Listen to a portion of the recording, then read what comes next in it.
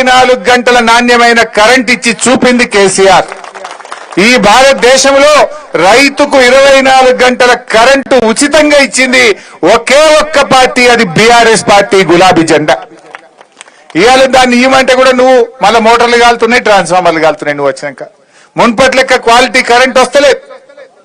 ఇక రైతు బంధు కేసీఆర్ ఉండగా నాట్లకు రైతు బంధు పడుతుండే.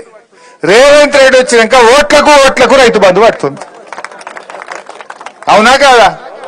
అప్పుడేమో పార్లమెంట్ ఎలక్షన్లు, ఎంపీ ఎలక్షన్ల ముందు ఒక్కసారి వేసిండు.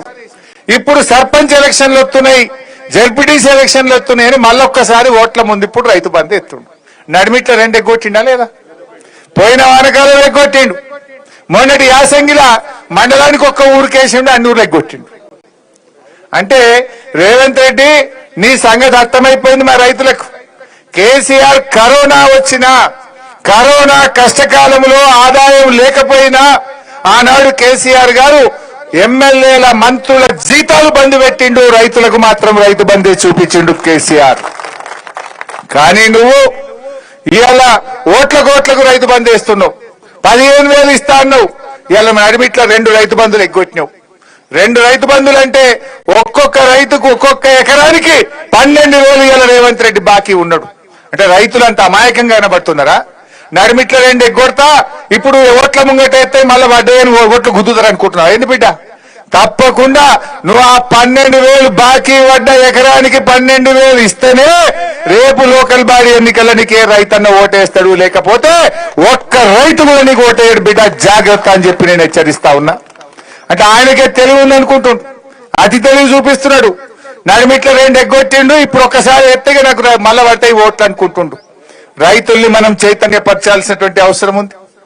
అదే విధంగా రుణమాఫీ అన్నాడు. మీరందరూ చూసిండు. 7 రూపాయలు అమ్మవారి మీద ఒట్టు పెట్టిండు, యాదగిరి లక్ష్మీ నరసింహస్వామి మీద ఒట్టు పెట్టిండు, మన మెదక్ చర్చి మీద ఒట్టు పెట్టిండు. 15 ఆగస్టు లోపల రుణమాఫీ చేస్తా అన్నాడు.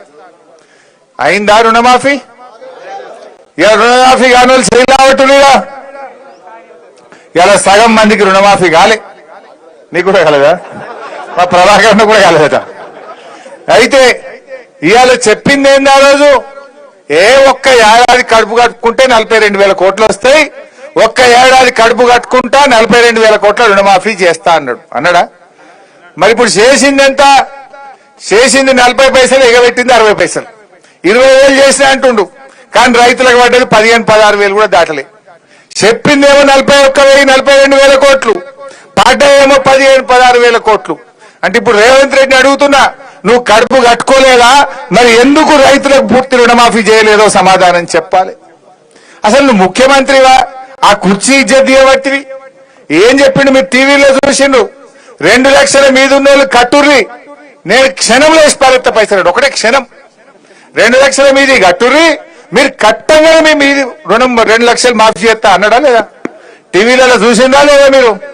పాపం ఆయన మాట నమ్మి, ముఖ్యమంత్రి కదా అని నమ్మి 3 రూపాయల మిత్తికి తెచ్చి బ్యాంకులో 2 లక్షల మీద ఉన్న అప్పు కడితే ఇటు మిత్తి మీద పడ్డది, కొత్త అప్పు మీద పడ్డది, పాత అప్పు మాఫీ కాలే.